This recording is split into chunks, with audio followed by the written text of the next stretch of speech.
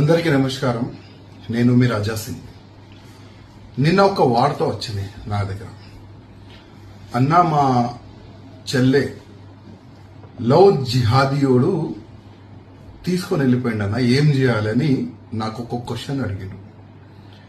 నేను ఆయనకి అడిగిన, ఎట్లా ఈ లవ్ జిహాదీయోడు మీ చెల్లెకి ఎట్లా ట్రాప్ చేసిండు అడిగితే, లేదన్నా మా చెల్లె ఫిట్నెస్ గురించి మార్నింగ్ పూట జిమ్ వెళ్ళేది, మళ్ళా ఈవినింగ్ కూడా జిమ్ వెళ్ళేది.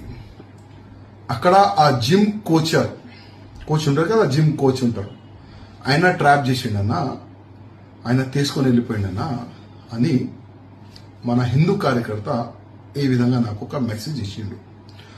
మా తరఫు నుంచి ఏం చేయాలని మేము ప్రయత్నం చేస్తున్నాం. కానీ ప్రత్యేకంగా నేను కొన్ని ఏరియా పేరు చెప్తా.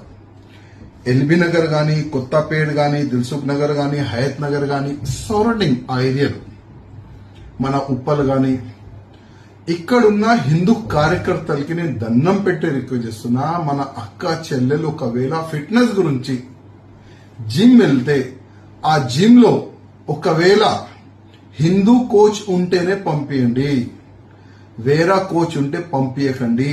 నేను మీకు రిక్వెస్ట్ చేస్తున్నా. లేదు ఎవరైనా ఉండని మేము పంపిస్తామంటే, ఇప్పుడే మీకు నేను ఒక చిన్న మ్యాటర్ చెప్పిన. మన ఒక చెల్లె ఒక జిమ్ కోచ్ తీసుకొని వెళ్ళిపోయాడు.